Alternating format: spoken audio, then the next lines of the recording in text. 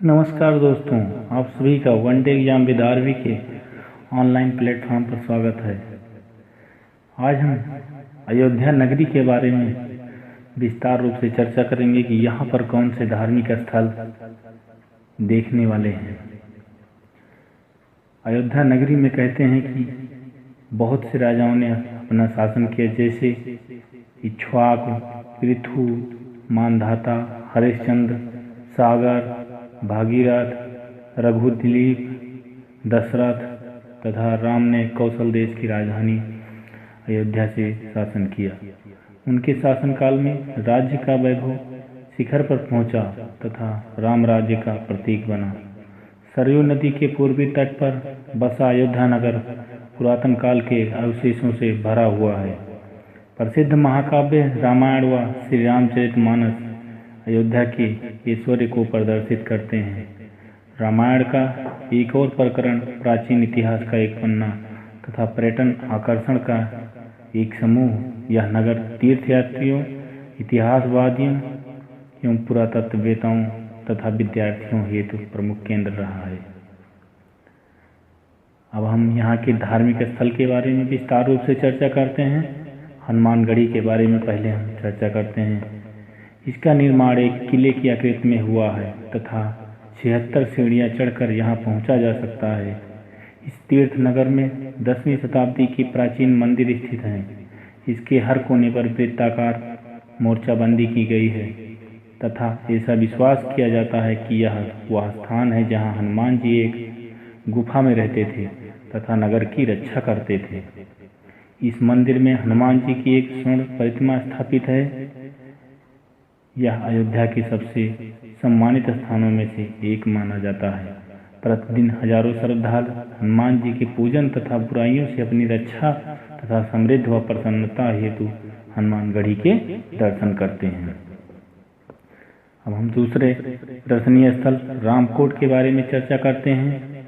यह ग्रीष्म काल में 6:30 बजे सुबह से 11:30 पूर्वाह्न तथा 3 बजे अपराह्न से 6 बजे अपराह्न तक, शीतकालीन में 7:30 सुबह से 10:30 पूर्वाह्न तक तथा 2 बजे अपराह्न से 5 बजे अपराह्न तक यह एक ऊंचे भूभाग पर स्थित है। यहाँ दर्शन किया जा सकता है, यानी कि खुला रहता है।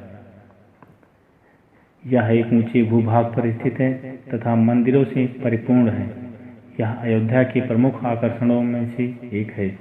हिंदू कैलेंडर के अनुसार यहाँ चैत मास में यानी मार्च अप्रैल में रामनवमी का पर्व बहुत ही वैभव व धूमधाम से मनाया जाता है।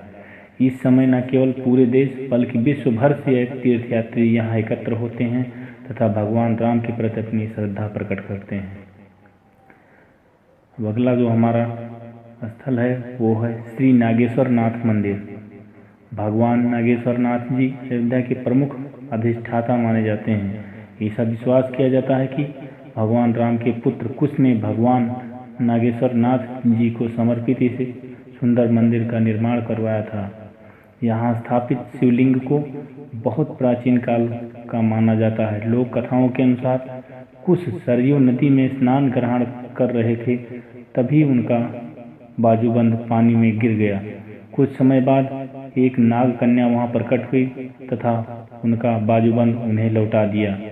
वह दोनों एक दूसरे के प्रेम के वशीभूत हो गए एवं इसके पश्चात कुश द्वारा उनके लिए इस मंदिर का निर्माण भी कराया गया। अयोध्या के सर्वाधिक महत्वपूर्ण तथा सम्मानित मंदिरों में से एक होने के कारण यहाँ महाशिवरात्रि के उत्सव पर पूरे देश से बहुत बड़ी संख्या में श्रद्धालु आते हैं। मंदिर का वर्तमान भवन 1750 ईस्वी में निर्मित हुआ था। अब हम कनक भवन के बारे में चर्चा करते हैं दोस्तों। टीकमगढ़ मध्य प्रदेश में जो है कि रानी वृषभान कुमारी ने 1891 में उत्कृष्टता से अलंकृत इस मंदिर का निर्माण करवाया था। मुख्य मंदिर में एक आंतरिक खुला भाग है जहाँ रामपद का एक पवित्र मंदिर है। सीता माता तथा भगवान राम के साथ उनके तीनों भ्राताओं की मूर्तियां अत्यंत सुंदर प्रतीत होती हैं। अब हम तुलसी स्मारक भवन के बारे में चर्चा करते हैं दोस्तों। तुलसी स्मारक भवन महान संत कवि गोस्वामी तुलसीदास जी को समर्पित है।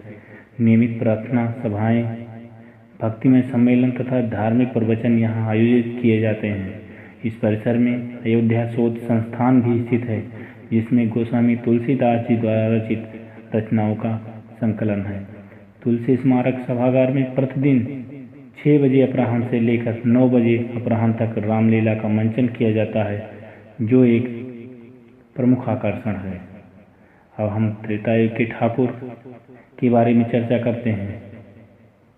यह काले राम के मंदिर के नाम से भी प्रसिद्ध है। विश्वास किया जाता है कि इसी सुंदर मंदिर में भगवान राम ने अश्वमेध यज्ञ किया था।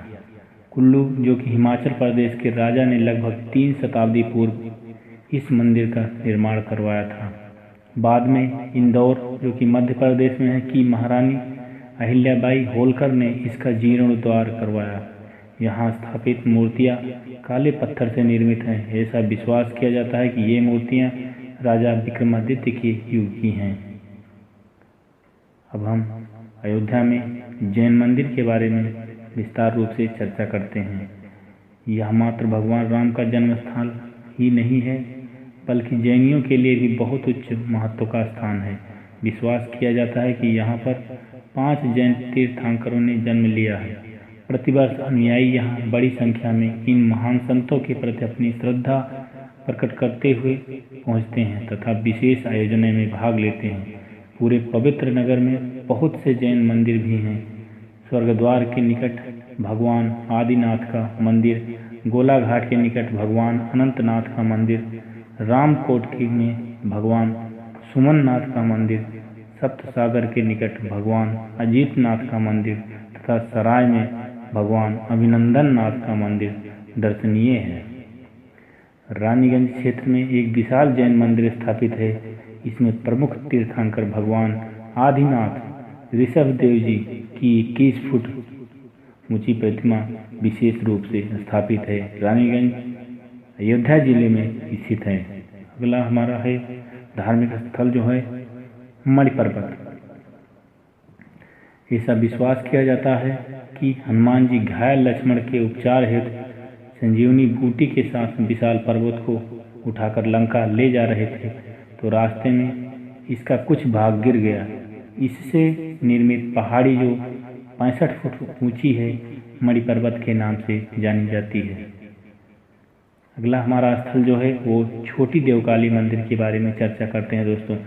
नया घाट के निकट स्थित यह मंदिर हिंदू महाकाव्य महाभारत की अनेकों दंत कथाओं से संबंधित है। किंवदंतियों के अनुसार माता सीता अयोध्या में भगवान राम के साथ अपने विवाहोपरांत देवी गिरिजा की मूर्ति के साथ आई थी। ऐसा विश्वास किया जाता है कि राजा दशरथ ने एक सुंदर मंदिर का निर्माण करवाया तथा इस मूर्ति को मंदिर के गर्भगृह में स्थापित किया था। माता सीता यहाँ पर प्रतिदिन पूजा करती थी। वर्तमान में यह देवी देवकाली को समर्पित है और इसी कारण इसका नाम पड़ा है। अब हम राम की पैड़ी के बारे में विस्तार रूप से चर्चा करते हैं।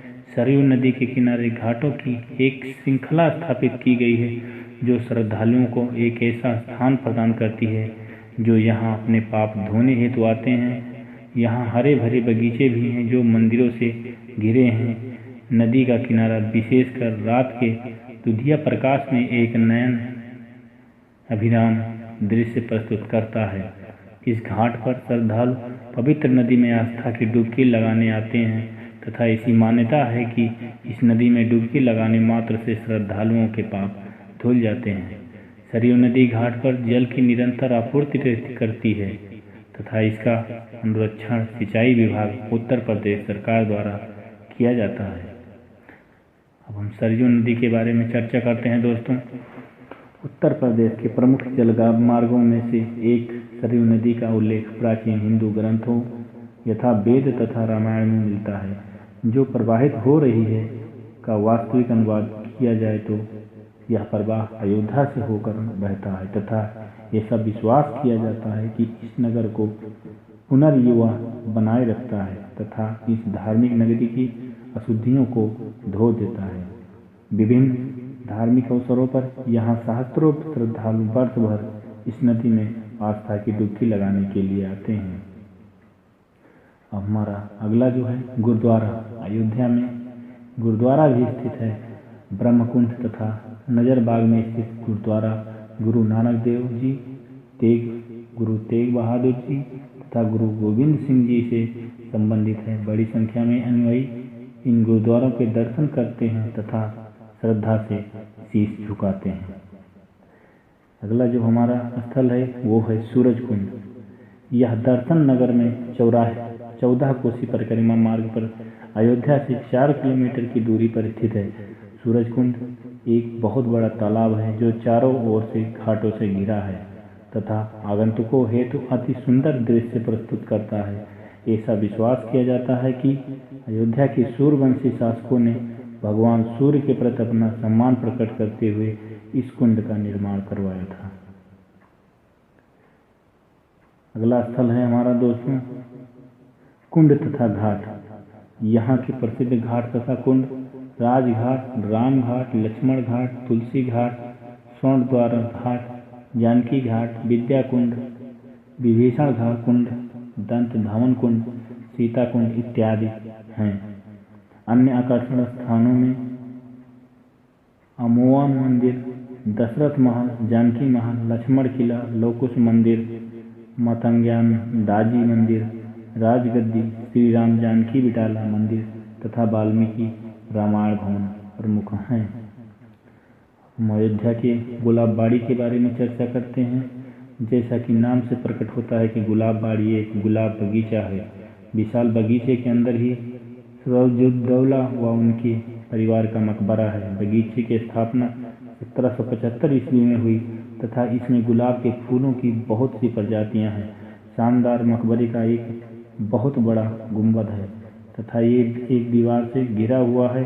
इस परिसर में प्रवेश हेतु 2 बड़े द्वार हैं। अगले स्थल बेगम मकबरा के बारे में चर्चा करते हैं। यह बेगम मुमताज जोहरा बानो के अंतिम विश्राम स्थल है जो नवाब सिराजुद्दौला की बेगम थी। यह मकबरा अवधी वास्तुकला का एक उत्कृष्ट उदाहरण है। संपूर्ण परिसर हरियाली से भरा है तथा अब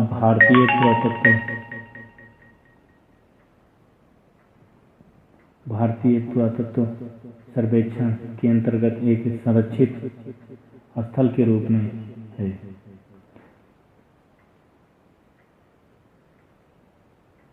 इसकी देखभाल सिया बोर्ड कमेटी लखनऊ द्वारा किया जाता है। मुहर्रम के दौरान इसकी जीवंतता देखते ही बनती है। यह अयोध्या की सबसे ऊंची इमारत है तथा इसका ऊपरी भाग पूरे शहर को विहंगम दृश्य देखा जा सकता है।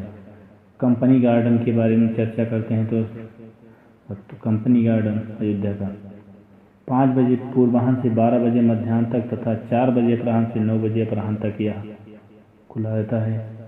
इस गुप्तार घाट गार्डन के नाम से भी जाना जाता है। इसे गुप्तार घाट गार्डन के नाम से भी जाना जाता है। यह विशाल वानस्पतिक बगीचा दैनिक जीवन की चिंताओं को भुलाकर तथा शहरी क्षेत्रों की आपाधापी से मुक्त होकर टहलने हेतु, शांति हेतु तथा प्रकृति माँ के साथ एकार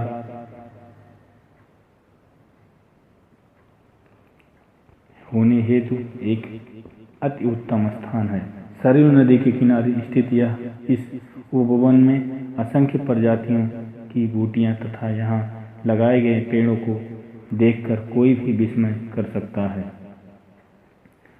गुप्तार घाट के बारे में चर्चा करते हैं दोस्तों। सरयू नदी के किनारे स्थित यह वह स्थान है जहाँ भगवान राम ने जल समाधि ली थी। राजा दर्शन सिंह ने इसे 19वीं शताब्दी के पहले चरण में निर्मित करवाया था। यहाँ घाट पर राम जानकी मंदिर, पुराना चरण पादुका मंदिर, नरसिंह मंदिर तथा हनुमान मंदिर का दर्शन किया जा सकता है। दोस्तों, अगर यह वीडियो आपको पसंद आया हो तो हमारे चैनल को सब्सक्राइब करें तथा यह वीडियो अपने दोस्तों के साथ शेयर करें। जय श्री राम।